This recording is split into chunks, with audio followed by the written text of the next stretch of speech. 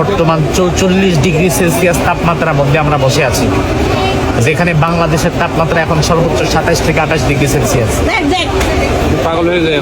44 degree Celsius তাপমাত্রার মধ্যে বসে আছি, উপরে এসি চলতেছে, তাবু এসি চলার পরও আমরা ঘামতেছি।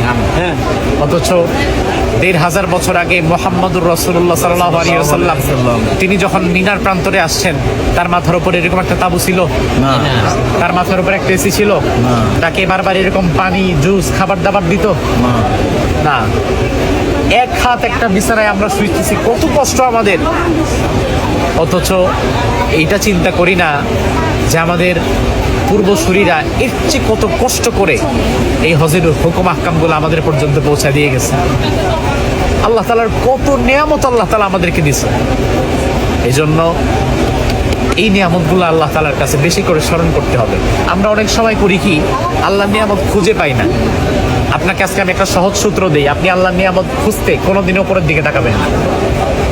আপনি আল্লাহর নিয়ামত খুঁজতে কোনোদিন উপরের দিকে তাকাবেন না, নিচের দিকে তাকাবেন। রাসূল বলেন, উনজুরু ইলা মান হুয়া আসফালা মিনকুম, তোমরা তোমাদের নিচে যে আছে তার দিকে তাকাও, উপরের দিকে যে আছে তার দিকে তাকাও না। তার কারণ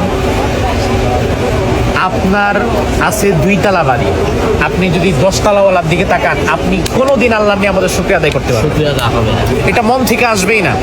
আপনার তার মতো 10 তলা লাগবে। আর আপনি যদি 2 তলা বাড়ি হয়ে আপনি যদি 5 তলাওয়ালায় যে বসে আছে, যার মাথা গোজার ঠাঁই নাই ভাই, যার মাথা গোজার ঠাঁই নাই। আমার বাসার পাশে এক পাগল থাকতো, এখনো হয়তো আছে। রমজানে দেখলাম গাছতলায় থাকে, তো বৃষ্টি যখন আসে তার ল্যাপ তো সব ভিজে যায়, সকালবেলা ওটার আবার শুকায়, গন্ধ হয়ে যায়, পাগল আবার রাত্রেবেলা ওখানে ঘুমায়। তো আমি যদি শুকরিয়া আদায় করতে চাই, আমার তুই পাগলের দিকে তাকাতে হবে। আমি যদি তাকাই 1000 কোটি টাকার মালিকের দিকে, তাহলে তো শুকরিয়া আদায় জীবনেও হবে না। এজন্য যদি নিচের দিকে তাকাতে পারেন, তাহলে দেখবেন আল্লাহ তাআলা কত ভালো রাখছে।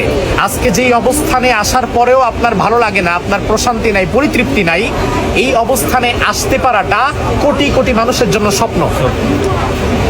অথচ আপনার শান্তি নাই, আপনার পরিতৃপ্তি নাই। অথচ আপনার মতো এই অবস্থানে আসতে পারাটা, 6-7 লাখ টাকা খরচ করে হজে আসাটা, এটা কোটি কোটি মানুষের কাছে স্বপ্ন।